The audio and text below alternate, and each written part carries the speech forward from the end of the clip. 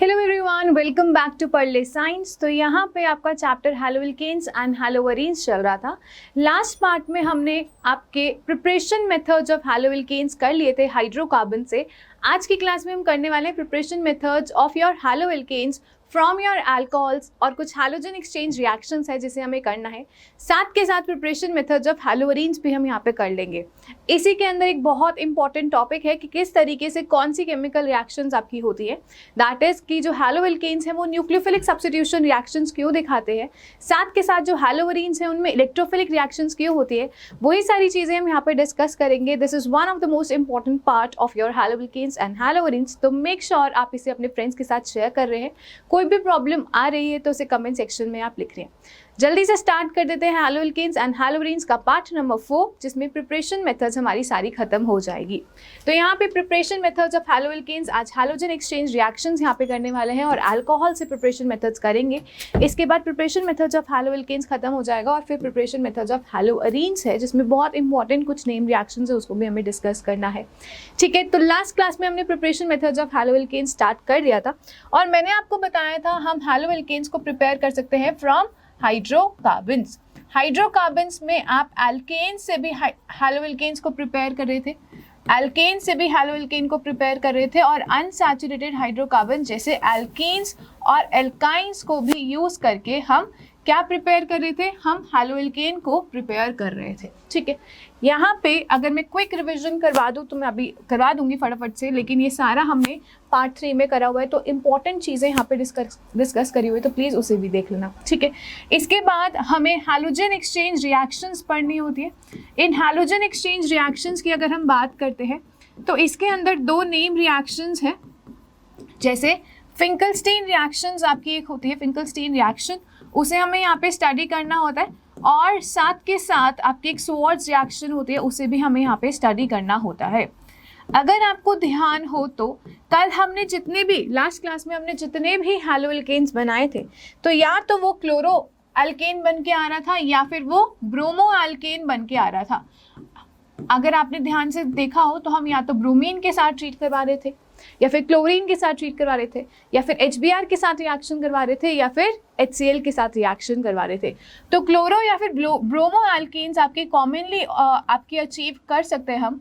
Iodo alkanes और फ्लोरो alkanes के लिए हम स्पेशल हैलोजन एक्सचेंज रिएक्शंस करवाते हैं। Finkelstein reaction is used to prepare your iodo alkane. Finkelstein reaction से हम आयोडो अल्केन्स की प्रिपरेशन कर सकते हैं। ठीक है, साथ के साथ अगर हम बात करें स्वार्ट्ज रिएक्शन की, तो स्वार्ट्ज रिएक्शन से हम फ्लोरो अल्केन की प्रिपरेशंस करते हैं। तो ये दोनों रिएक्शंस हमें आयोडो और फ्लोरो अल्केन को भी प्रिपेयर करने में हेल्प करते हैं, इसलिए हैलोजन एक्सचेंज रिएक्शन बहुत ज़्यादा इंपॉर्टेंट है आपके सिलेबस में। इसके बाद जो लास्ट प्रिपरेशन मेथड्स है, अल्कोहल से किस तरीके से हैलोअल्केन प्रिपेयर करा जाता है। तो यहाँ पे ROH क्या होता है, आपका अल्कोहल होता है, इसको बहुत सारे डिफरेंट रिएजेंट्स के साथ हम ट्रीट करते हैं। यहाँ से OH ग्रुप निकलता है और हैलोजन जाके एड ऑन हो जाता है, तो हैलोअल्केन की प्रिपरेशन होती है। तो OH ग्रुप को निकाल के हैलोजन का लगना आपके अल्कोहल से प्रिपरेशन मेथड्स होती है। इसके लिए हमारे पास बहुत सारी रिएक्शंस है जिसे हमें डिस्कस करना है। ठीक है, सो एक बार क्विक रिविजन कर लेते हैं कि हाइड्रोकार्बन्स में एल्केन्स से कैसे हम प्रिपेयर कर रहे थे आपके मोनो हैलोजिनेटेड हैलोअल्केन्स। तो यहाँ पे हमने फ्रीडल-क्राफ्ट रिएक्शन की आपकी फ्री रेडिकल हैलोजिनेशन रिएक्शन की बात करी थी। सो वी हैव Cl2 और इसको हम HNO के प्रेजेंस में, या फिर यहाँ पे UV लिखा हो सकता है, या फिर यहाँ पे सनलाइट लिखा हो सकता है, या फिर यहाँ पे हीट भी लिखा हो सकता है। तो यहाँ पे सब में फ्री रेडिकल मैकेनिज्म फॉलो होता है और आपके बहुत सारे मल्टीपल प्रोडक्ट्स बनते हैं, लेकिन जो हमें डील करना होता है वो किसके साथ डील करना होता है, मोनो हैलोजिनेटेड प्रोडक्ट्स के साथ डील करना होता है। तो अल्केन में फ्री रेडिकल सब्स्टिट्यूशन रिएक्शंस हमने फॉलो करा था, फ्री रेडिकल सब्स्टिट्यूशन रिएक्शन हमने फॉलो करा था, राइट। अच्छा, इसके बाद अगर हम बात करते हैं अनसैचुरेटेड हाइड्रोकार्बन्स की, अगर हम बात कर रहे हैं तो अनसैचुरेटेड हाइड्रोकार्बन्स में आपके एल्कीन्स आ जाते हैं, साथ के साथ आपके एल्काइंस आ जाते हैं। तो इनमें आप क्या कर सकते हैं, इनमें आप Br2 in presence of CCl4 के साथ एडिशन कर सकते हैं, या फिर Cl2 in presence of CCl4 where CCl4 was acting as your solvent. तो यहाँ पे हमारे पास विसिनल डाइहेलाइड का फॉर्मेशन हो रहा था। क्या हो रहा था? विसिनल डाइहेलाइड का फॉर्मेशन हो रहा था। स्पेसिफिकली एल्कीन में करोगे तो डाइहेलाइड बनेगा और वो भी विसिनल, और अगर एल्काइन में करोगे तो दो पाई बॉन्ड्स टूट जाएंगे और उनकी जगह 4 हैलोजन ग्रुप्स जाके आपके ऐड हो जाएंगे। तो टेट्राहेलाइड सिस्टम यहाँ पे बन रहे थे, ठीक है। एल्काइंस में टेट्राहेलाइड सिस्टम बनते हैं, ठीक है। अच्छा, इसके बाद हमने यहाँ पे HBr के साथ भी एडिशन करवाया था, HX के साथ भी एडिशन करवाया था, और आपके पास अगर सिमेट्रिकल एल्कीन होती तो एक प्रोडक्ट मिलता था, अनसिमेट्रिकल एल्कीन में 2 प्रोडक्ट मिलते थे, और उनमें से मेजर कौन सा होता था? That was decided by Markovnikov rule. अच्छा, एक और हमने करा था HBr हो या HCl, ये ठीक है। इसके बाद HBr in presence of peroxide भी हमने रिएक्शन करवाई थी, और यहाँ पे आपको क्या मिलता था? आपको जो प्रोडक्ट मेजर वाला मिलता था वहाँ पे हम एंटी मार्कोनिफ-कॉफ रूल को फॉलो करते थे। तो ये रूल्स बहुत ज़्यादा इंपॉर्टेंट है, क्लास 12th में बोर्ड एग्जाम्स में इनके ऊपर क्वेश्चंस पूछे जाते हैं। अगर आप एल्काइन में इस तरीके से एडिशन करवाते हैं तो जेमिनल डाइहेलाइड का फॉर्मेशन हो रहा था। ये सारी चीज़ें हमने डिस्कस करी है, ठीक है। So this was the summary of your part 3। इसके बाद अगर हम बात करते हैं पार्ट नंबर 4 में, हमें कंटिन्यू करना है प्रिपरेशन मेथड्स ऑफ योर हैलोएल्कीन्स। इसके अंदर हमें हैलोजन एक्सचेंज रिएक्शंस पढ़नी है। हैलोजन एक्सचेंज रिएक्शंस का मतलब क्या है कि इफ़ आई हैव CH3Cl, मैंने क्या करवा दिया? फ्री रेडिकल सब्स्टिट्यूशन करवा के क्लोरोमीथेन का प्रिपरेशन कर दिया। आयोडीनेशन हम नहीं करवाते हैं क्योंकि आयोडीनेशन एक बहुत ही स्लो प्रोसेस होता है, और आपका जो फ्लोरिनेशन है वो एक टॉक्सिक प्रोसेस होता है। फ्लोरीन के साथ हम यूजुअली डील नहीं करते हैं क्योंकि वो कार्सिनोजेनिक होता है। तो हम आपके फ्लोरिनेशन और आयोडीनेशन नहीं करवाते हैं फ्री रेडिकल मैकेनिज्म के थ्रू, इसलिए हम या तो क्लोरिनेशन करवाते हैं या फिर ब्रोमिनेशन करवाते हैं, और बहुत ज़्यादा फ्रीक्वेंटली हम क्लोरो एल्केन्स और ब्रोमो एल्केन्स के ही प्रिपरेशन करते हैं। अगर हमें आयोडो एल्केन या फिर फ्लोरो एल्केन चाहिए होता है तो उसको हम यूजुअली हैलोजन एक्सचेंज रिएक्शन से प्रिपेयर करते हैं। तो आपने जो हैलोएल्केन बनाया है, दैट इज क्लोरो एल्केन और ब्रोमो एल्केन बनाया है, उसको अगर आप किसी भी रिएजेंट के साथ ट्रीट कर रहे हो, सपोज करो which is a source of I-, तो यहाँ पे Cl- को सब्स्टिट्यूट कर देता है I-, और एक तरीके से आप बोल सकते हो कि ये एक हैलोजन ने हैलोजन को एक्सचेंज कर दिया है। So this is halogen exchange reaction. ऐसे ही F- आपका अटैक करके इसको सब्स्टिट्यूट कर सकता है और CH3F का फॉर्मेशन हो सकता है। तो यहाँ पे हैलोजन ने हैलोजन को एक्सचेंज करा, तो दोनों क्या है? Halogen exchange reactions. अब सबसे पहले हमें पढ़ना होता है फिंकलस्टीन रिएक्शन। जो फिंकलस्टीन रिएक्शन है that is useful for preparation of your iodo alkenes. Iodo alkene की प्रिपरेशन के लिए ये बहुत ज़्यादा हेल्पफुल रहता है। So basically what will happen is, basically आप यहाँ पे जो रिएजेंट लेते हैं वो रिएजेंट आपको याद रखना है। यहाँ पे जो रिएजेंट लिया जाता है that is sodium iodide in presence of acetone which acts as solvent. Sodium iodide which in presence of acetone which acts as solvent. So we have RCl, या फिर इसकी जगह RBr भी हो सकता है, और इसमें आपने क्या डाल दिया? NaI। इसके अंदर आपने क्या डाल दिया? Sodium iodide in presence of acetone डाल दिया, इन प्रेजेंस ऑफ एसीटोन डाल दिया। एसीटोन क्या है? सॉल्वेंट का काम करता है। तो NaI is a source of I-। I- क्या करता है? यहाँ पे R के ऊपर डेल्टा पॉजिटिव और क्लोरीन और ब्रोमीन के ऊपर डेल्टा नेगेटिव चार्ज आता है क्योंकि दे आर मोर इलेक्ट्रोनेगेटिव। तो -I इफेक्ट की वजह से इनके ऊपर डेल्टा पॉजिटिव चार्ज आ जाता है। तो यहाँ पे I- जो है इस पे अटैक करता है और Cl- या फिर Br- को निकाल देता है, और फाइनली आपका आयोडो एल्केन की प्रिपरेशन हो जाती है। Cl होगा तो Cl- के फॉर्म में निकलेगा, Br होगा तो Br- के फॉर्म में निकलता है। ये आपकी क्या है? हैलोजन एक्सचेंज रिएक्शन है। स्वाज रिएक्शन के लिए जो हमें रिएजेंट्स चाहिए होते हैं वो आपके मेटल फ्लोराइड्स चाहिए होते हैं। आप NCERT पढ़ेंगे तो यहाँ पे लिखा हुआ है मेटल फ्लोराइड के साथ आप अपने हैलोएल्केन की रिएक्शन करवाते हैं। इसमें मोस्ट कॉमनली जो रिएजेंट आपका यूज होता है दैट इज सिल्वर फ्लोराइड, ठीक है। मर्करी फ्लोराइड का भी आप कॉम्प्लेक्स कंपाउंड ले सकते हैं, साथ के साथ कॉपर फ्लोराइड भी ले सकते हैं। तो बहुत सारे मेटल फ्लोराइड्स आप रिएक्ट करवा सकते हैं, बट जो मोस्ट कॉमनली यूज होता है that is silver fluoride. So we have RCl या फिर RBr। इसके साथ अगर आपने सिल्वर फ्लोराइड की रिएक्शन करवा दी तो it is a source of F minus ions. ये क्लोरीन और ब्रोमीन को सब्स्टिट्यूट करेगा और फ्लोरोएल्केन की प्रिपरेशन हो जाएगी और Cl माइनस और Br माइनस निकल जाएंगे जो Ag पॉजिटिव के साथ मिलके प्रेसिपिटेट कर जाएंगे एज सिल्वर क्लोराइड और सिल्वर ब्रोमाइड। ठीक है, so these two are your name reactions. दोनों हैलोजन एक्सचेंज रिएक्शंस हैं, बहुत इंपॉर्टेंट है, आपके डायरेक्ट शॉर्ट नोट्स में आ सकती है। ठीक है, ओके। इसके बाद जो थर्ड प्रिपरेशन मेथड है हैलोएल्केन की, that is from your alcohols. देखो सिंपल सी बात यही है कि अगर मैं आपकी बात करूं यहाँ पे ROH, अगर आप यहाँ पे किसी भी हेलाइड आयन X माइनस से इसकी ट्रीटमेंट करवाते हैं तो कैसे होनी चाहिए रिएक्शन? कार्बन और ऑक्सीजन में से कार्बन इज लेस इलेक्ट्रोनेगेटिव, तो इसके ऊपर डेल्टा पॉजिटिव चार्ज आता है और ऑक्सीजन के ऊपर डेल्टा नेगेटिव चार्ज आता है। तो X माइनस को यहाँ पे अटैक करना चाहिए और यहाँ पे OH माइनस निकल जाना चाहिए। सो RX यहाँ पे बन जाता है और OH माइनस निकल जाता है। बट ये जो OH माइनस है, this is not a good leaving group, ये अच्छा लीविंग ग्रुप नहीं है, not a good leaving group. कहने का मतलब ये है कि हो सकता है OH माइनस इसको अटैक करके वापस से आपके X माइनस को निकाल के और वापस से ये वाला प्रोडक्ट बना दे। तो OH माइनस को अच्छा लिविंग ग्रुप बनाने के लिए हम यूजुअली एसिडिक मीडियम में ही रिएक्शंस करवाते हैं। तो अल्कोहल की अगर हैलोजन के साथ आप रिएक्शंस देख रहे हैं तो आप कुछ कंपाउंड्स जैसे जो H पॉजिटिव का सोर्स है, जैसे HX के साथ आप रिएक्शन करवा रहे हैं, वो सारी चीज़ें यूज़ होती है। क्योंकि जब OH माइनस H पॉजिटिव के साथ रिएक्ट करेगा तो वाटर बन जाएगा और वाटर एक अच्छा लीविंग ग्रुप है क्योंकि वो न्यूट्रल फॉर्मेट में लीव कर रहा है। ठीक है, एनीवेज अगर आपको रिएक्शंस याद करनी है तो ये सारी रिएक्शंस हैं जो आपको लर्न करनी है। अल्कोहल से हैलोएल्केन्स की प्रिपरेशंस बहुत फ्रीक्वेंटली पूछी जाती है। NCERT में ये कुछ रिएक्शंस आपकी दी हुई है, तो वहीं से ये रिएक्शंस आपको लर्न करनी है। कईयों में आपकी एसिड कैटालाइज्ड रिमूवल होता है, कईयों में डायरेक्ट रिएजेंट डाल के ही रिमूवल हो जाता है।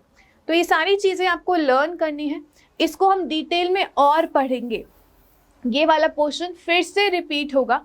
कौन से वाले चैप्टर में? अल्कोहल फिनॉल ईथर्स वाले चैप्टर में ये आपका फिर से रिपीट होगा, जिसमें उस चैप्टर के अंदर हम केमिकल रिएक्शंस ऑफ अल्कोहल की बात करेंगे। तो ये सारी रिएक्शंस फिर से आपकी आएगी। अभी तो हम प्रिपरेशन मेथड्स ऑफ हैलोएल्केन्स में ये चीज़ पढ़ रहे हैं। इसके बाद अल्कोहल फिनॉल ईथर्स वाला चैप्टर करेंगे तो chemical reactions of your alcohols में ये सारी चीज़ें फिर से रिपीट होंगी, तो तब हम मैकेनिज्म देखेंगे। अभी के लिए आप क्या करेंगे? अभी के लिए सारी चीज़ें एज इट इज़ लर्न करेंगे। मैं आपको ट्रिक बता देती हूँ किस तरीके से लर्न करना है। सो पहली जो रिएक्शन है ROH in presence of HX plus ZnCl2, इसे हम ल्यूकास टेस्ट भी बोलते हैं, जिसे हम अल्कोहल वाले चैप्टर में ही डिटेल में डिस्कस करेंगे। तो आपकी जो फर्स्ट रिएक्शन है, ध्यान से देखिए, ROH को ट्रीट करा हुआ है किसके साथ? HX के साथ, और जिंक क्लोराइड जो है एक कैटलिस्ट का काम करता है। जिंक क्लोराइड किसका काम करता है? कैटलिस्ट का काम करता है। कैटलिस्ट का मतलब क्या होता है? जो रिएक्शन की रेट को, रिएक्शन की स्पीड को फटाफट से इंक्रीज कर दे। ठीक है, so in presence of zinc chloride आप बोल सकते हो। सो जो HX है, it can be HBr, it can be HCl, whatever it is. अब HCl और HBr is acts as an acid, they are the source of H positive ions। वो क्या है? H positive source के H positive के source है। ठीक है, सो OH जो आपका अल्कोहल ग्रुप है ये H positive एक्सेप्ट करता है और यहाँ पे क्या बन जाता है? ROH2, और इसने अपना एक लोन पेयर दे दो, इसके पास पॉजिटिव चार्ज और एक lone pair as it is रह जाता है। इसके बाद अब ये अच्छा लीविंग ग्रुप है तो X माइनस जो बचा हुआ है R पे अटैक करके इस वाटर को रिमूव करता है और फाइनली आपका RX बन जाता है, साथ के साथ वाटर भी रिमूव होता है। तो आप ध्यान से देख सकते हैं इस रिएक्शन में क्या हुआ है। ROH है, ROH ने किसके साथ रिएक्ट करा? H पॉजिटिव और X माइनस। ROH ने ये H पॉजिटिव एक्सेप्ट करा तो ROH2 पॉजिटिव बना, यहाँ से वाटर निकल जाएगा और RX जुड़ जाएगा। तो ये आपका बन जाता है क्या? ये आपका बन जाता है हैलोएल्केन। ठीक है, इसके बाद अगर हम बात करें ROH को NaBr in presence of H2SO4, फिर से मैं देखो यहाँ पे एसिडिक मीडियम का यूज करा गया है। ये वाली रिएक्शन कैसे होगी? ध्यान से देखेंगे, हमारी जो सेकेंड रिएक्शन है उसमें क्या करा हुआ है? ROH को किसके साथ लिया हुआ है? NaBr in presence of H2SO4। H2SO4 फिर से किसका काम करेगा? एक एसिड का काम करेगा। It is a source of H positive ions and HSO4 minus ions। ये जो H positive ions है, ऑक्सीजन के पास लोन पेयर है, ये H पॉजिटिव को एक्सेप्ट करेगा। NaBr टूटेगा Na पॉजिटिव और Br माइनस में। आ रही है बात समझ में? ये Na पॉजिटिव HSO4 माइनस के साथ जुड़ जाएगा और NaHSO4 का फॉर्मेशन हो जाएगा, ठीक है। और यहाँ पे ROH2 पॉजिटिव इस तरीके से लग जाएगा और फिर जो Br- लगा हुआ है वो इस पे अटैक करके वाटर को रिमूव कर देगा। तो यहाँ पे RBr plus water plus NaHSO4 का फॉर्मेशन हो जाएगा, NaHSO4 का फॉर्मेशन हो जाएगा। तो यही सारी चीज़ें आपको यहाँ पे मिलने वाली है, ध्यान से देखेंगे। ROH में आपने NaBr डाला तो आपको R को क्या देना है, Br देना है। H पॉजिटिव OH- एक्सेप्ट करेगा तो वाटर बन जाएगा, RBr और वाटर बन गया, और Na पॉजिटिव फिर HSO4- के साथ जुड़ के NaHSO4 बना देगा। ये सेकेंड रिएक्शन है। इसके बाद देखो ROH PX3 के साथ रिएक्ट करता है और RX और H3PO3 का फॉर्मेशन करता है, जहाँ पे हैलोजन जो है वो स्पेसिफिकली क्लोरीन या फिर ब्रोमीन होनी चाहिए। आपको बताएं हम अल्कोहल से क्या बना रहे हैं, हैलोएल्कीन की प्रिपरेशन कर रहे हैं। तो ROH के 3 मोल्स हैं, PX3 में आपके 3 हैलोजन एटम्स हैं, तो इसके पास भी 3 R होने चाहिए। तो इसलिए हम यहाँ पे 3 से मल्टीप्लाई करते हैं। आ रही है बात समझ में? सो यहाँ पे देखो 3 आपने इसको मल्टीप्लाई करा, so it is a source of 3R, 3 oxygen and 3 hydrogen, ठीक है। और यहाँ पे आपके 3 हैलोजन ग्रुप्स हैं, तो 3X और 3R कंबाइन करके 3RX बना देंगे, ठीक है। बचा क्या क्या, H के 3 मोल्स, H के 3, P तो एक ही बचा है और ऑक्सीजन 3, तो H3PO3 यहाँ पे निकल जाता है। तो ऐसे आप रिएक्शन को याद कर सकते हैं। फिर से देखिए क्या बोला है मैंने आपको सिंपल सी चीज़ ये बोली है, थर्ड रिएक्शन में आपने RX को किसके साथ ट्रीट कर, ROH को किसके साथ ट्रीट करना है, PX3 के साथ ट्रीट करना है। हम जानते हैं हम RX की प्रिपरेशन कर रहे हैं, यहाँ पे 3 आपके X है तो यहाँ पे 3 लगा दीजिए। जब आपने 3 लगाया तो यहाँ पे 3RX बन जाएंगे, ठीक है। लेकिन 3 का मतलब ये है कि 3 ऑक्सीजन भी है और 3 हाइड्रोजन भी है, लेकिन यहाँ पे एक फॉस्फोरस है तो H3PO3 भी साथ के साथ निकलेगा, H3PO3 भी साथ के साथ निकलेगा। तो यहाँ पे आपके ये बन जाता है, ठीक है। इसके बाद ROH को अगर आप PCl5 के साथ ट्रीट करते हैं तो अब यहाँ पे PCl5 लेके यहाँ पे 5 मत लगाना। ध्यान से देखो क्या क्या करना है। यहाँ पे एक R को एक Cl दे दिया तो RCl बन जाएगा, ठीक है। 4 Cl यहाँ पे बच गए।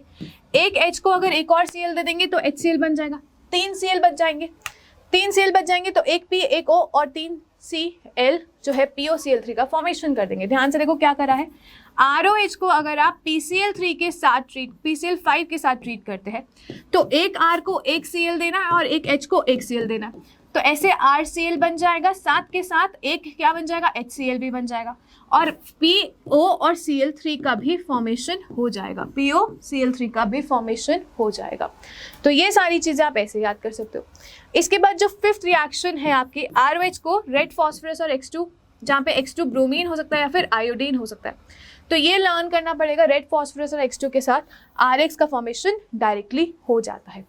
इसके बाद जो लास्ट रिएक्शन है that is the most important reaction and this is considered as the best reaction. इसे हम डार्जन प्रोसेस भी बोलते हैं। क्या बोलते हैं?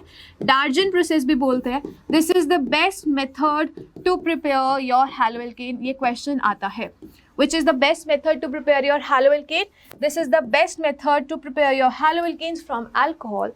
The reason behind that is जब ROH को SOCl2 के साथ ट्रीट करते हैं तो RCl बनता है, SO2 और HCl मिलता है। SO2 और HCl क्या है? आपके गैशियस प्रोडक्ट है। गैशियस प्रोडक्ट की वजह से जब आपके कोई भी प्रोडक्ट गैशियस है उसकी वजह से जो फिजिबिलिटी ऑफ रिएक्शन है वो इंक्रीज करती है। अपार्ट फ्रॉम दैट इनको सेपरेशन करने में दिक्कत नहीं होती। आपका RCl सॉलिड की फॉर्म में निकलेगा और SO2 और HCl गैस की फॉर्म में एस्केप आउट कर जाएंगे, तो इसका सेपरेशन करना बहुत ज़्यादा इजी होता है। इस केस में इन तीनों को सेपरेट करना पड़ेगा, एक्स्ट्रा अमाउंट लगेगा, एक्स्ट्रा टाइम लगेगा, ठीक है। सो यहाँ पे इन तीनों को आप इसको आप स्पेसिफिकली जो मेन प्रोडक्ट है इसको यहाँ से बहुत इजीली सेपरेट कर सकते हो, क्योंकि ये दोनों प्रोडक्ट्स जो बाय प्रोडक्ट्स बन के ये गैशियस स्टेट में होते हैं, अपने आप ही निकल जाते हैं, तो आपको प्योर फॉर्म में RCl मिल जाता है। तो this is the way you prepare your haloalkanes from your alcohols. और यहाँ पे हमारी preparation methods of your haloalkanes from basically from hydrocarbon, from halogen exchange reactions और फ्रॉम अल्कोहल्स पूरी खत्म हो गई है, ठीक है। I hope it's very clear. इसके बाद हमें करनी होती है प्रिपरेशन मेथड्स ऑफ हैलोअरीन्स।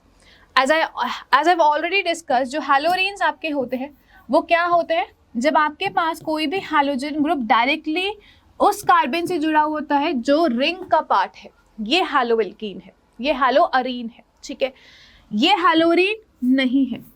आपका जो हैलोजन ग्रुप है वो किससे जुड़ा होना चाहिए, आपके रिंग के कार्बन से जुड़ा होना चाहिए, ना कि किसी और कार्बन से। अगर इन 6 कार्बन पे किसी पे भी अगर हैलोजन ग्रुप लगा होता तो वो हैलोवरीन बोला जाता। ये हैलोवरीन है और ये एक हैलोवरीन नीचे वाला नहीं है, क्योंकि हैलोजन ग्रुप इस कार्बन से जुड़ा हुआ है और ये कार्बन रिंग का कार्बन नहीं है। आ रही ये बात समझ में? तो हैलोवरीन जो है हमारे ये होते हैं, हमने इसको फर्स्ट क्लास में भी डिस्कस करा था। तो अभी हमें इनकी प्रिपरेशन की बात करनी है। तो हैलोवरीन्स जो है यूजुअली इलेक्ट्रोफिलिक सब्स्टिट्यूशन रिएक्शंस दिखाते हैं। क्या दिखाते हैं? इलेक्ट्रोफिलिक सब्स्टिट्यूशन रिएक्शंस के थ्रू अपने आप को प्रिपेयर करवाते हैं। ठीक है, अब ये वाली जो टर्मिनोलॉजीज है ना आपकी बहुत कॉमनली यूज होगी। कुछ रिएक्शंस को हम स्पेसिफाई करते हैं, कुछ रिएक्शंस आपकी न्यूक्लियोफिलिक सब्स्टिट्यूशन रिएक्शंस बोली जाती हैं। ठीक है, ये समझने की कोशिश करना, ये आपको ऑर्गेनिक केमिस्ट्री में हर एक पॉइंट पे हेल्प करेगा। कुछ रिएक्शन न्यूक्लियोफिलिक सब्स्टिट्यूशन रिएक्शंस बोली जाएंगी, कुछ रिएक्शंस न्यूक्लियोफिलिक एडिशन रिएक्शंस बोली जाएंगी, कुछ रिएक्शंस हमारी इलेक्ट्रोफिलिक एडिशन रिएक्शंस होंगी और कुछ इलेक्ट्रोफिलिक सब्स्टिट्यूशन रिएक्शंस होंगी। ये कुछ कॉमन नेम्स हैं जो आप रिएक्शंस के लिए पढ़ेंगे। इलेक्ट्रोफिलिक सब्स्टिट्यूशन, कुछ रिएक्शंस इलेक्ट्रोफिलिक एडिशन रिएक्शंस भी बोली जाएंगी। तो आपको इन तीनों का, इन चारों का नाम पता होना चाहिए कि कब हम किसी रिएक्शन को न्यूक्लियोफिलिक सब्स्टिट्यूशन, न्यूक्लियोफिलिक एडिशन या फिर इलेक्ट्रोफिलिक सब्स्टिट्यूशन या फिर इलेक्ट्रोफिलिक एडिशन बोलते हैं। ठीक है, सो पॉइंट सिंपल सा ये है, न्यूक्लियोफाइल क्या होता है, इलेक्ट्रोफाइल क्या होता है, इसके बारे में आपको जनरल आइडिया होना चाहिए। ऑल्दो वो सारी चीज़ें हम क्लास 11th में organic chemistry some basic principles and technique वाले चैप्टर में कर लेते हैं, बट स्टिल मैं आपको एक बार बता देती हूँ, कोई प्रॉब्लम नहीं है। अच्छा, सब्स्टिट्यूशन और एडिशन में तो मुझे नहीं लगता किसी को भी कोई प्रॉब्लम होगी, रीज़न अभी हमने करा ही है। सब्स्टिट्यूशन में एग्जाम्पल मैं आपको ऑलरेडी दे चुकी हूँ कि RCl है, अगर यहाँ पे साइनाइड माइनस ने अटैक करा तो ये कार्बन अटैक करवाता, मतलब इस पर अटैक होता है और Cl माइनस को निकाल देता है, और इस तरीके से यहाँ पे RCl बन जाता है और Cl माइनस निकल जाता है। तो यहाँ पे ये क्या रिएक्शन है, ये आपके सब्स्टिट्यूशन रिएक्शन है, जहाँ पे एक चीज़ ने दूसरी चीज़ को रिप्लेस करा है। ऐसे रिएक्शंस को क्या बोला जाता है? सब्स्टिट्यूशन रिएक्शंस बोला जाता है। जो एल्कीन में हमने ब्रोमिनेशन वगैरह करी थी या HBr के साथ हमने जो एडिशन वगैरह करा था, वहाँ पे आप देख सकते हैं ये पाई बॉन्ड आप ब्रेक करते हैं और ये CH3CH2Br में इस तरीके से कन्वर्ट होता है। यहाँ पे कोई भी ग्रुप आपका निकला नहीं है, चीज़ें जाके ऐड ऑन ही हुई है, चीज़ें जाके ऐड ऑन ही हुई है। So this is your addition reaction. ऐसी रिएक्शंस को क्या बोलेंगे? एडिशन रिएक्शंस, और ऐसी सब्स्टिट्यूशन रिएक्शंस। तो एडिशन और सब्स्टिट्यूशन में तो कोई प्रॉब्लम नहीं होनी चाहिए। अभी बात करते हैं न्यूक्लियोफिलिक और इलेक्ट्रोफिलिक रिएक्शंस क्या होती है। तो इसको मैं हमेशा ऐसे बोलती हूँ कि हर एक केमिकल रिएक्शन, चाहे आप फिजिकल केमिस्ट्री में लिख रहे हो या फिर इनऑर्गेनिक या फिर ऑर्गेनिक केमिस्ट्री में लिख रहे हो, तो इसका एक स्पेसिफिक पैटर्न होता है। अगर हम बात करते हैं ऑर्गेनिक केमिस्ट्री के अंदर, ये मैंने पहले भी डिस्कस करा हुआ है, एक जनरल रिप्रेजेंटेशन किस तरीके से कर सकते हैं। एक ऑर्गेनिक केमिस्ट्री में अगर आप कोई रिएक्शन लिखते हैं तो जनरल रिप्रेजेंटेशन ऑफ रिएक्शन किस तरीके से करी जाती है, तो ध्यान से सुनेंगे किस तरीके से करी जाती है एक general representation of reaction. So we have यहाँ पे सबस्ट्रेट, ठीक है, हमारे पास सबस्ट्रेट होता है, साथ के साथ वी ऑल्सो हैव यहाँ पे रिएजेंट। अब सबस्ट्रेट और रिएजेंट में क्या डिफरेंस होता है ये आपको पता होना चाहिए।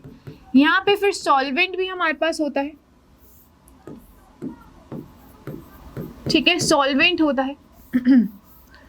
अगर कोई प्रेशर टेम्परेचर कंडीशंस है तो वो भी आप एरो पे स्पेसिफिकली करके लिख सकते हैं। और फाइनली यहाँ पे फिर प्रोडक्ट का फॉर्मेशन भी होता है और बाय प्रोडक्ट्स कोई बन रहे होते हैं तो वो बन जाते हैं, ठीक है। जिस पर अटैक होता है वो सबस्ट्रेट है, जो अटैक करता है वो रिएजेंट है। फिर से बोल रही हूँ, जिस पर अटैक होता है वो सबस्ट्रेट है और जो अटैक करता है वो रिएजेंट है। सो रिएजेंट जो है अटैक इस पे करता है, ठीक है। अच्छा, सबस्ट्रेट ना दो तरीके के होते हैं, ये आपको हर एक रिएक्शन को समझने में काम आएगा, मैं हर बार ये चीज़ आपको बताऊंगी, ठीक है। तो सबस्ट्रेट दो तरीके के होते हैं। We have electron rich substrate. Electron rich substrate का मतलब क्या है, इनके पास क्या होने चाहिए, इनके पास पाई इलेक्ट्रॉन्स होने चाहिए, ये इलेक्ट्रॉन रिच होने चाहिए। सो पाई इलेक्ट्रॉन क्लाउड्स यहाँ पे प्रेजेंट होने चाहिए, क्योंकि जो पाई इलेक्ट्रॉन्स होते हैं वो क्या होते हैं, लूजली हेल्ड होते हैं, तो इलेक्ट्रॉन रिच की तरह वो काम करते हैं। आप इलेक्ट्रॉन रिच सबस्ट्रेट में एग्जाम्पल्स लिख सकते हैं। आपके बेंजीन जो है वो एक इलेक्ट्रॉन रिच सबस्ट्रेट है। आपका जो एल्कीन है वो भी, इसके पास भी पाई बॉन्ड है, ये भी एक इलेक्ट्रॉन रिच सबस्ट्रेट है, ठीक है। आपके जो एल्काइंस हैं इनके पास भी पाई बॉन्ड है, तो ये भी क्या है, इलेक्ट्रॉन रिच सबस्ट्रेट है। सो जिनके पास पाई बॉन्ड्स होता है वो क्या होते हैं, इलेक्ट्रॉन रिच सबस्ट्रेट बोले जाते हैं, ठीक है। इसको मैं ऐसे दिखा देती हूँ, alkene CH2 double bond CH2, अपने को सिर्फ पाई बॉन्ड से मतलब है, और HC ट्रिपल बॉन्ड CH, ये क्या है, इलेक्ट्रॉन रिच सबस्ट्रेट के एग्जाम्पल्स है। आ रही है बात समझ में। ऐसे ही अगर हम बात करें तो सबस्ट्रेट एक और तरीके का होता है, हमें वो बेसिकली क्या बोला जाता है, आपके इलेक्ट्रॉन डेफिशिएंट सबस्ट्रेट्स भी होते हैं। क्या होते हैं, इलेक्ट्रॉन डेफिशिएंट सबस्ट्रेट्स भी होते हैं। अब इलेक्ट्रॉन डेफिशिएंट सबस्ट्रेट्स वो वाले सबस्ट्रेट्स होते हैं जिनके ऊपर डेल्टा पॉजिटिव चार्ज आता है या फिर कंप्लीट पॉजिटिव चार्ज आता है। जिनके ऊपर डेल्टा पॉजिटिव चार्ज या फिर कंप्लीट पॉजिटिव चार्ज आता है तो वो क्या बोले जाते हैं, इलेक्ट्रॉन डेफिशिएंट सबस्ट्रेट बोले जाते हैं। जैसे आपके जो हैलोएल्केन्स है, आर अल्कोहल्स है, तो आर के ऊपर क्या आएगा, डेल्टा पॉजिटिव, क्योंकि ऑक्सीजन ज़्यादा इलेक्ट्रोनेगेटिव है। आर के ऊपर क्या आएगा, डेल्टा पॉजिटिव, या फिर कंप्लीटली पॉजिटिव चार्ज आ जाए तो ये इलेक्ट्रॉन रिच सबस्ट्रेट है, ठीक है। अब बात करते हैं रिएजेंट की। तो रिएजेंट भी दो तरीके के होते हैं, ध्यान से सुनेंगे। आपके जो रिएजेंट होते हैं वो इलेक्ट्रॉन डेफिशिएंट रिएजेंट होते हैं। कुछ रिएजेंट्स क्या होता है, इलेक्ट्रॉन डेफिशिएंट होते हैं। इलेक्ट्रॉन डेफिशिएंट का मतलब क्या है, इलेक्ट्रॉन डेफिशिएंट रिएजेंट्स जो हमारे होते हैं उन्हें क्या बोला जाता है, उन्हें हम इलेक्ट्रोफाइल्स बोलते हैं। उन्हें क्या बोलते हैं, इलेक्ट्रोफाइल्स बोलते हैं। इलेक्ट्रॉन डेफिशिएंट रिएजेंट्स को क्या बोलते हैं, इलेक्ट्रोफाइल्स बोलते हैं। इनके ऊपर या तो पॉजिटिव चार्ज आता है या फिर आपका डेल पॉजिटिव चार्ज आता है। अभी हम रिएक्शंस भी करेंगे तो आप इसके एग्जांपल्स लिख सकते हैं, आर पॉजिटिव, RCO पॉजिटिव, ये सारे क्या है, इलेक्ट्रोफाइल्स। X पॉजिटिव, ये सारे क्या है, इलेक्ट्रोफाइल्स जिनके ऊपर क्या आ रहा है, पॉजिटिव चार्ज आता है। ऐसे ही NO2 पॉजिटिव नाइट्रेशन करेंगे तो ये इलेक्ट्रोफाइल जनरेट करेंगे। SO3H पॉजिटिव, ये इलेक्ट्रोफाइल जनरेट करेंगे। सो ये क्या हो जाएंगे, इलेक्ट्रॉन डेफिशिएंट रिएजेंट्स, जिन्हें हम इलेक्ट्रोफाइल बोलते हैं। ऐसे ही अगर हम बात करें, आपके पास जो रिएजेंट होते हैं वो इलेक्ट्रॉन रिच नेचर के भी हो सकते हैं। अब इलेक्ट्रॉन रिच रिएजेंट्स क्या होते हैं, जिनके ऊपर नेगेटिव चार्ज या फिर एक्स्ट्रा पेयर ऑफ इलेक्ट्रॉन हो। और इलेक्ट्रॉन रिच रिएजेंट्स को क्या बोलते हैं, स्पेसिफिकली हम न्यूक्लियोफाइल्स बोलते हैं। स्पेसिफिकली क्या बोलते हैं, न्यूक्लियोफाइल्स बोलते हैं।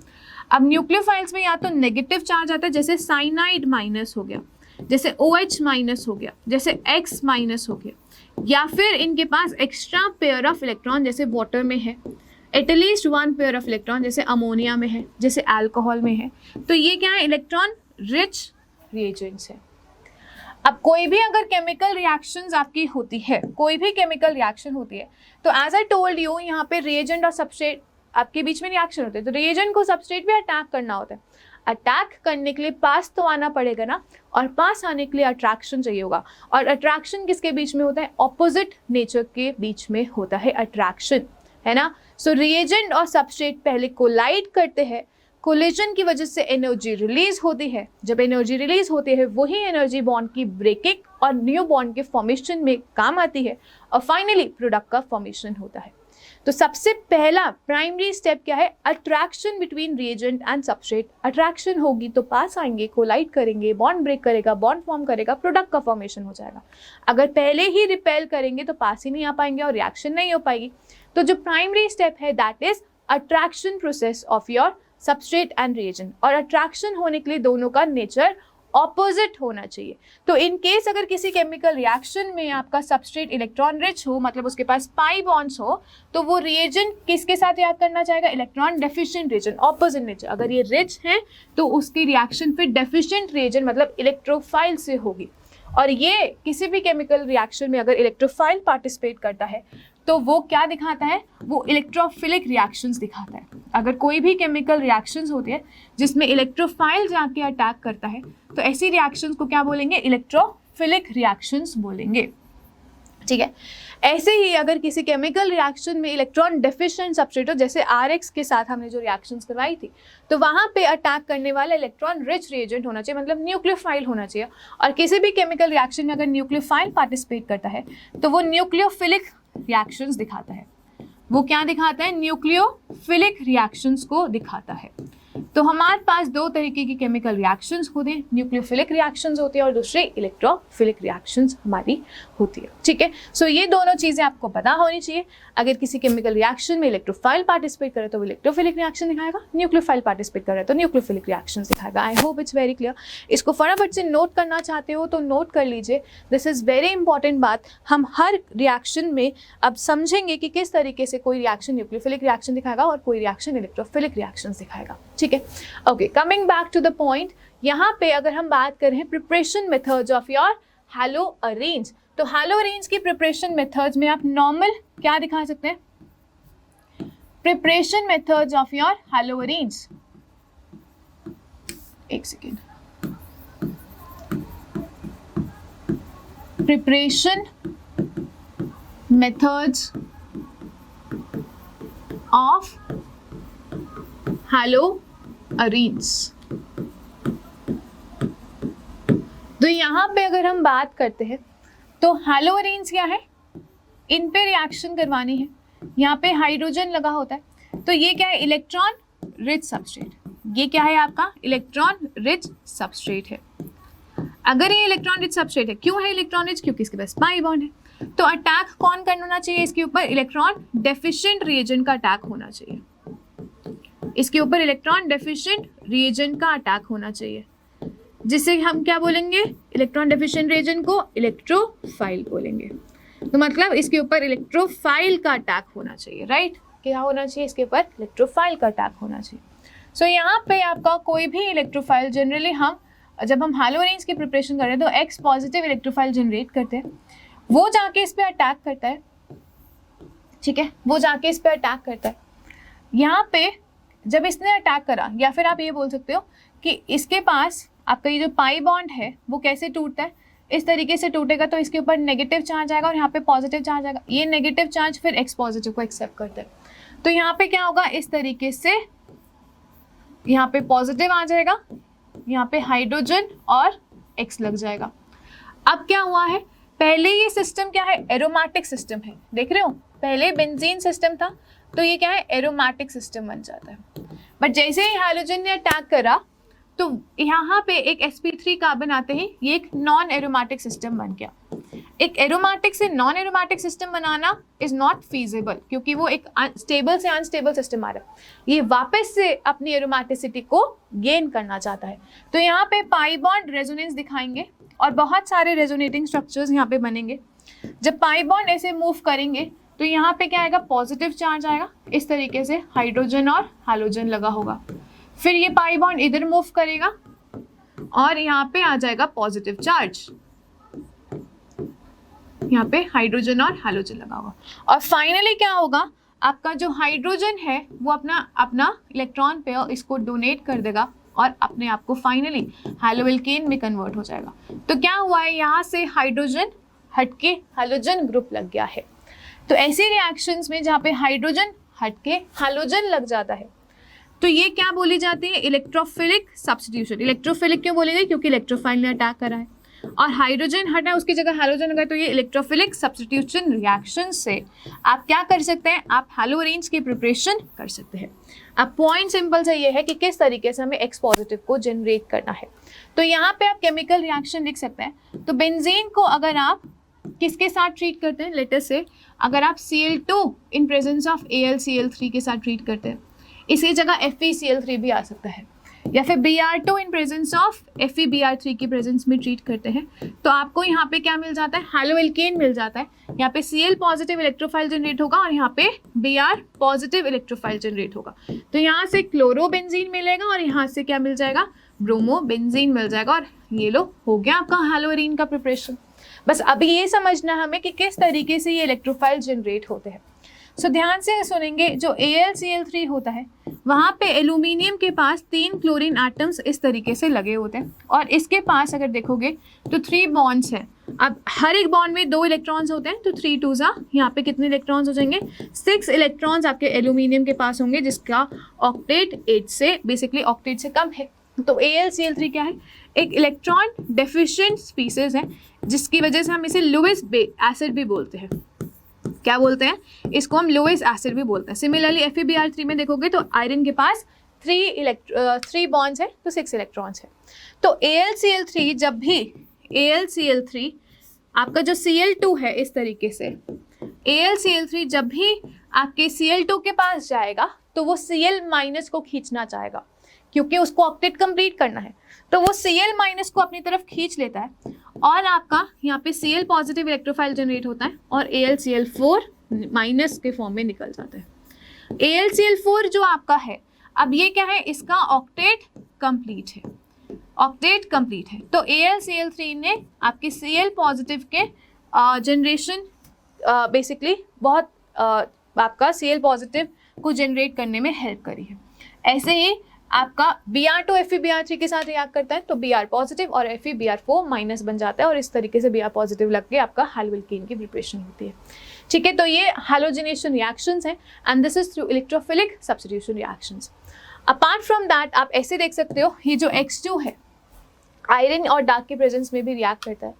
अब आपका जो मिथाइल ग्रुप है, जिस पोजीशन पे मिथाइल ग्रुप लगा हुआ है मैंने आपको बता ही चुकी हूँ, ये वाली जो पोजीशन बोली जाती है मैंने IUPAC में बताया था, जिस पोजीशन पे फंक्शनल ग्रुप लगा होता है इसे बोलते हैं इप्सो पोजीशन। इसके एडजेसेंट जो पोजीशंस होती हैं ये वाली होती हैं ऑर्थो पोजीशंस, ये भी ऑर्थो होगी, ऑर्थो के एडजेसेंट ये मेटा पोजीशन होती है तो ये मेटा हो जाएगी और मेटा के यहाँ पे ये पैरा पोजीशन होती है।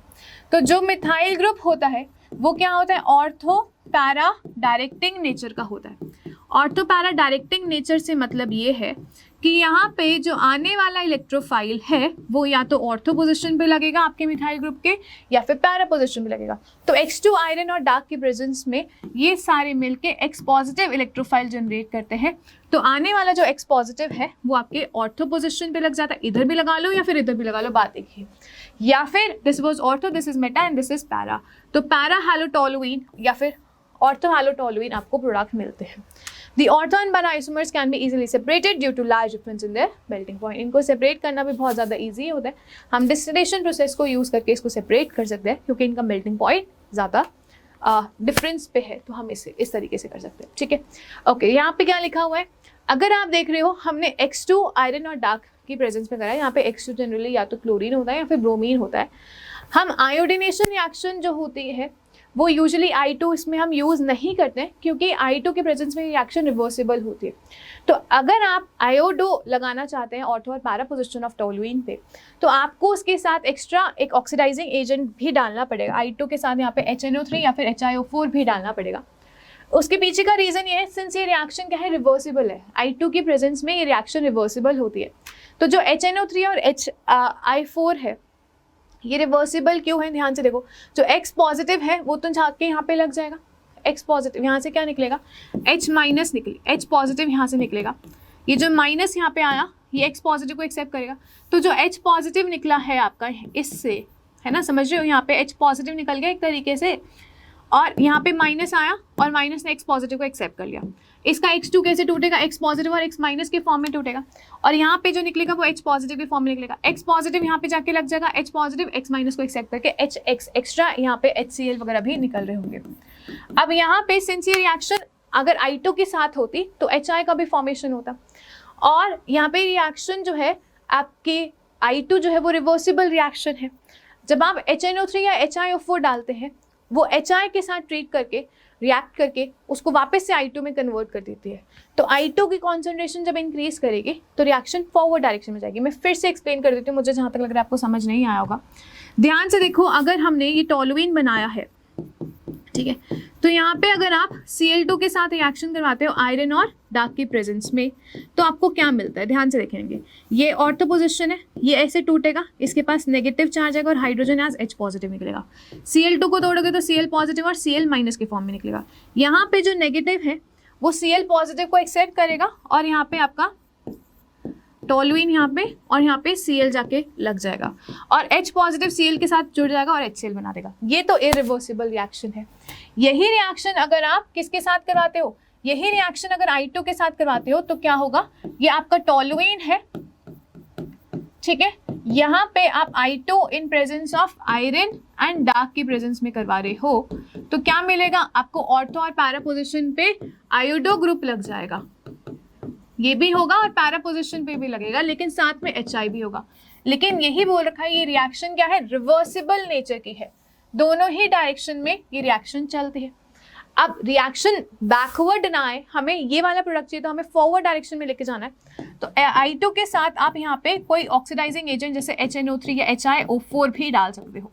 उसकी वजह से क्या होगा, जब आप HNO3 और HiO4 डालोगे तो जो भी HI बनेगा रिएक्शन के अंदर वो इसके साथ रिएक्ट करके आपके I- को ऑक्सीडाइज कर देंगे, ऑक्सीडाइजिंग एजेंट है तो I- को I2 में ऑक्सीडाइज कर देंगे, तो I2 की कॉन्सेंट्रेशन इंक्रीज कर जाएगी और जब रिएक्टेंट की कॉन्सेंट्रेशन इंक्रीज करते हैं तो रिएक्शन और ज़्यादा फॉरवर्ड डायरेक्शन में जाता है। तो I2 आयोडीनेशन करवानी है तो आपको ऑक्सीडाइजिंग एजेंट भी यूज करना पड़ेगा।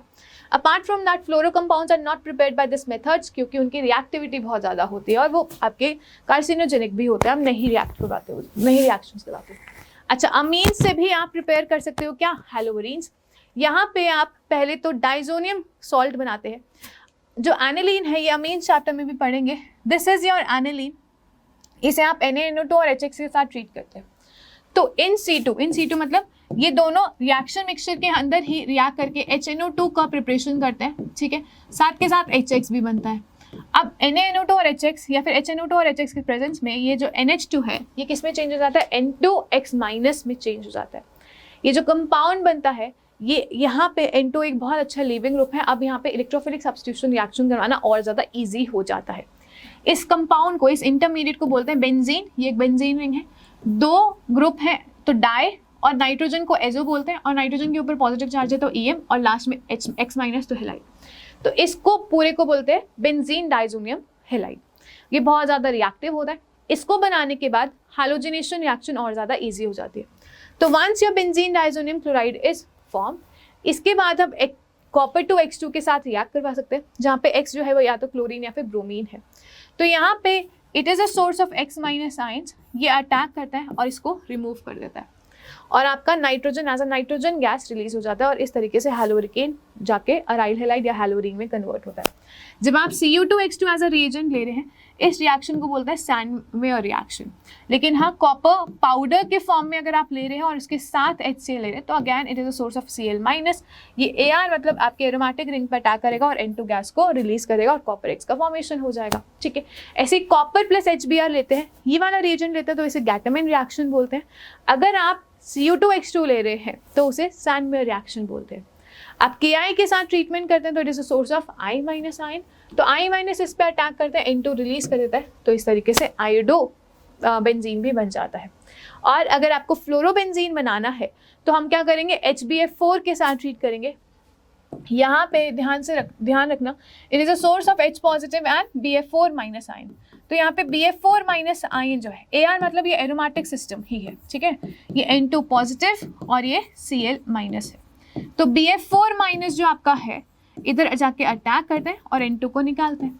तो यहाँ पे Ar मतलब बेंजीन और इसके साथ जाके आपका पहले तो अट्रैक्शन प्रोसेस होती है, ध्यान से देखना, ध्यान से देखोगे आपका यहाँ पे N2 पॉजिटिव के साथ जो Cl- आयन है वो Cl- आयन BF4- से आपका रिप्लेस हो जाता है। अब BF4- जो है it is a source of BF3 and F- ions, तो F- जो है अब अटैक करेगा और N2 को निकालेगा और आपका ArF मतलब फ्लोरोएल्केन BF3 और N2 गैस रिलीज हो जाएगी। इस तरीके से आप कर सकते हैं, ठीक है। तो फाइनली आपका ये तीनों चीज़ें बन जाती हैं और फ्लोरोबेंजीन इस तरीके से बनता है, ठीक है। सो यहाँ पे हमने आयोडोबेंजीन बनाने के लिए Ki डालना होता है बेंजीन डाइजोनियम क्लोराइड में। अगर आपको ब्रोमो बेंजीन बनाना है या फिर क्लोरोबेंजीन बनाना है तो उसके लिए गैटामिन और सैंडवेयर रिएक्शन होती है, आप चेक कर सकते हैं, ठीक है। ओके, ये आपका होमवर्क रहेगा, आपको ये पता ही है। मैं फटाफट से कुछ पार्ट्स करवा देती हूँ, कुछ पार्ट्स आपके लिए होमवर्क में रहेंगे। अल्कोहल को SOCl2 के साथ रिएक्ट करवा रहे हो तो इसकी जगह क्या आएगा, Cl ग्रुप आ जाएगा। CH2OH को HCl के साथ ट्रीट करवा रहे हो तो यहाँ से वाटर और यहाँ पे आपका Cl आ जाएगा, ठीक है। ये वाला OH नहीं निकलेगा, सिर्फ एलिफैटिक चेन से ही आप वाटर निकाल सकते हो। यहाँ पे ये वाला OH जो रिंग के साथ अटैच है वो नहीं निकलता है। ये आपकी फिंकलस्टीन रिएक्शन है, तो यहाँ पे क्या बन जाएगा, CH3CH2। वीडियो को पॉज करके आप पहले अपने आप करेंगे, उसके बाद यहाँ पे करेंगे। अच्छा, हीट और यूवी लाइट की प्रेजेंस में फ्री रेडिकल बनता है। एलाइलिक पोजीशन पे जो फ्री रेडिकल होता है वो स्टेबल होता है, तो यहाँ पे Br जाके लग जाएगा एलाइलिक पोजीशन पे। अब ये नॉर्मल HI डाल रखा है, इसके पास एक हाइड्रोजन है और इसके पास एक भी हाइड्रोजन नहीं है, तो ये कार्बन क्या है, रिच हाइड्रोजन रिच है, तो इसके पास H जाएगा और नीचे I आएगा। सो यहाँ से जो प्रोडक्ट मिलेगा आपको, यहाँ पे CH3, ये HI का H यहाँ पे चला गया और यहाँ पे एक आयोडीन आएगा। ठीक है, ये प्रोडक्ट मिलने वाला है। और Br2 in presence of heat या यूवी, ये क्या है, आपको यहाँ पे फ्री रेडिकल मतलब यहाँ पे Br लगा के देगा, बेंजाइलिक पोजीशन पे Br लगा के देगा। तो allylic free radical, benzylic free radicals बहुत ज़्यादा इंपॉर्टेंट होते हैं, इनकी भी स्टेबिलिटी जैसे कार्बोकेटाइन की स्टेबिलिटी होती है वैसे ही देखी जाती है। तो ये सारे क्वेश्चंस बहुत ज़्यादा इंपॉर्टेंट है, इसे आप देख लेना। यहाँ पे हमारी प्रिपरेशन मेथड्स ऑफ हैलोवरीन्स खत्म हो गई है, प्रिपरेशन मेथड्स ऑफ हैलोएल्केन्स भी पूरे खत्म हो गए। अभी कुछ हमें फिजिकल प्रॉपर्टीज़ की बात करनी है हैलोएल्केन्स और हैलोवरीन्स की, साथ के साथ हमें केमिकल रिएक्शंस भी स्टार्ट करना है। सबसे पहले हम chemical reactions of haloalkane start करेंगे, जिसमें हमें क्या डिस्कस करना है, जिसमें हमें सब्स्टिट्यूशन रिएक्शंस डिस्कस करनी है, और ये हैलोएल्केन का मोस्ट इंपॉर्टेंट टॉपिक रहेगा, जहाँ पे हमें SN1 और SN2 रिएक्शंस की बात करनी है। बहुत सारे क्वेश्चंस यहाँ से पूछे जाते हैं, कंसेप्चुअल क्वेश्चंस और डिफरेंस के ऊपर भी क्वेश्चंस आ जाते हैं, थ्योरेटिकल पूछा रहता है। पार्ट नंबर 5 बहुत ज़्यादा इंपॉर्टेंट रहेगा, इसमें हम केमिकल रिएक्शंस ऑफ हैलोएल्केन्स को फिनिश करने की कोशिश करेंगे।